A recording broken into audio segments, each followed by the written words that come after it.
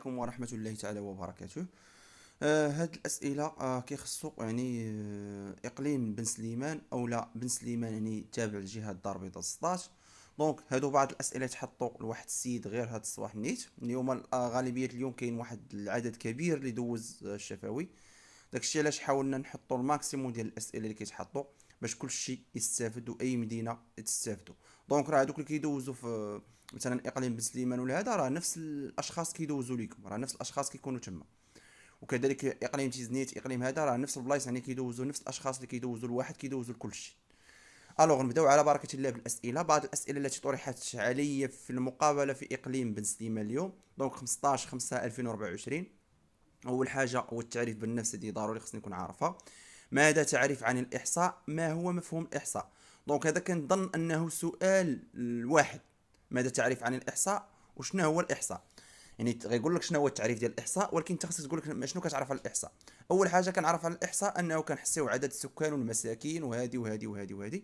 ولكن ما هو مفهوم الاحصاء؟ خصني نحاول نعطيكم واحد المفهوم اللي خصكم تحفظوه، لان غالبيه بعض المرات كنقول لكم راه كاين ولكن ما كنعطيكمش. دونك غنحاول نعطيكم مفهوم ديال الاحصاء تحفظوه مزيان، لانه ضروري يتحط لكم واحد الحاجه. الا قالك ماذا تعرف عن الاحصاء وما قالش لك ما هو مفهوم الاحصاء، من الاحسن اعطيه التعريف ديال الاحصاء وقول ليه كنعرف على الاحصاء انه كنحسيو هذه ونحسيو هذه ونحسيو عدد السكان وعدد المساكين باش نشوفوا الظروف الاقتصاديه والديموغرافيه ديال شاك بيرسون في يعني في هذا نحسيو عدد يعني السكان او لا عدد دوك الاخرين الحقيقيون في المملكه المغربيه الى اخره.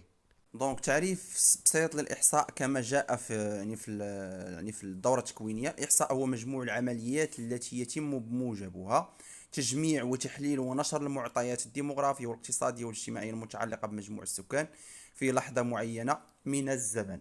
دونك من بين خصائص الإحصاء بحال هذيك، يعني شنو كتعرف على الاحصاء، نقدر نقول ليه مثلا الخصائص ديال الاحصاء، نقول ليه العد الفردي، التزامن، الدوريه المحدده، الشموليه. يعني هادو بين الخصائص ديال الاحصاء. دونك الاهداف ديال الاحصاء هما هادو الاهداف: تحديد عدد السكان القانونيين في المملكه، تحديد المميزات الديموغرافيه والاقتصاديه والاجتماعيه وظروف السكن، تجميع المعلومات وتكوين قاعده بيانات. دونك هادو هما اهداف الاحصاء. يعني يقول لك ماذا تعرف عن الاحصاء، نقدر نقول لي غير هادشي، يعني انني كنحددوا عدد السكان القانونيين في البلاد وبزاف د الحوايج هنا. دونك ما هو الشخص النشيط؟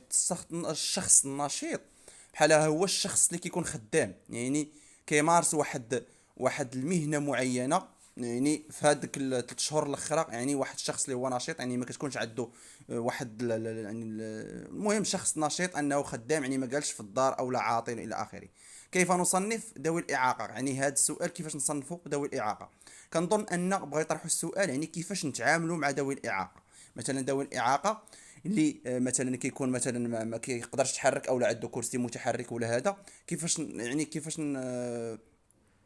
كيفاش نتعاملوا معاه، يعني كيفاش نسولوا اننا باش ما نحرجوش. يعني مثلا بين الاسئله كيفاش نسولوه، يعني واش كتعاني من شي مشكله، واش كتقدر دير، واش كتقدر دير يعني هذاك، واش كتعاني من صعوبه، هل تعاني من صعوبه اكثر. انا نحاول نوريكم الاسئله تقدروا تطرحوا، يعني كيفاش تقدر تطرحهم لهاد ذوي الاعاقه. دونك هي هذه. اولا كنديروا يعني كنحاولوا نسجلوا نوع الصعوبه اللي كيعانيوا منها في الانشطه اليوميه، يعني كنحاولوا نسجلوا غير نوع الصعوبه. هي هذه، هي الحركه. واش كتواجه صعوبه في المشي او الصعود للدرج؟ واش في نظرك ما كتلقى حتى صعوبه، او كتواجه بعض الصعوبه، او كتلقى صعوبه كبيره، او ما كتقدرش على الاطلاق. دونك هادو هما الاسئله اللي كنقدروا نسولوا هادوك اصحاب الاعاقه. وبطبيعة الحال السؤال الآخر: ما هو مفهوم النشاط الاقتصادي؟ مفهوم النشاط الاقتصادي هو مثلا واحد الشخص كيخدم واحد الخدمة، واحد النشاط، يعني كنحاول نسولو كنقول ليه واش مارستي بعض الأنشطة واحد النشاط اقتصادي هاد السيمانة أو هاد 3 شهور الأخرى إلى آخره. دونك بحال بعض المرات كيقول لك مثلا هذاك الراجل اللي كانوا داروا في الاحصاء، داك واحد راجل كبير انه ما خدام ما والو، ولكن مارس واحد الانشطه اللي هي صبغ الدار ديالو هذه شي سيمانه بحال هكا. دونك هذا كيتسمى نشاط اقتصادي. قال لك المده، هذا السيد قال لك تقريبا لمده 20 دقيقه، حد موفق للجميع. دونك الدراري شوف، اي حاجه باللي تمشي للاحصاء، اي سؤال واخا تكون يعني مثلا انت عارف ان الجواب ديالو غادي يكون غير مقنع، حاول غير تجاوب. مثلا انا على سبيل المثال كما قلت لكم ماذا تعرف عن الاحصاء، ماشي تبقى تفتف ولا تبدا تقلب الاحصاء. انا كان شخص شنو كنعرف على الاحصاء؟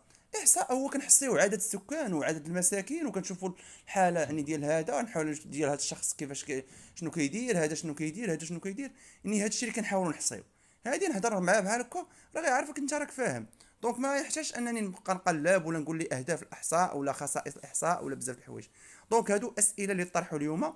كنتمنى اننا نتزادوا بعض الاسئله اخرين، وكنوعدكم ان ان شاء الله قبل نقول لكم 25 في هذا الشهر ان شاء الله غادي نحاول نجمع واحد البي دي اف اللي غيكونوا فيه كاع الاسئله اللي دازوا في لي فيديو كاملين، غادي تلقاوهم في فيديو واحد ان شاء الله.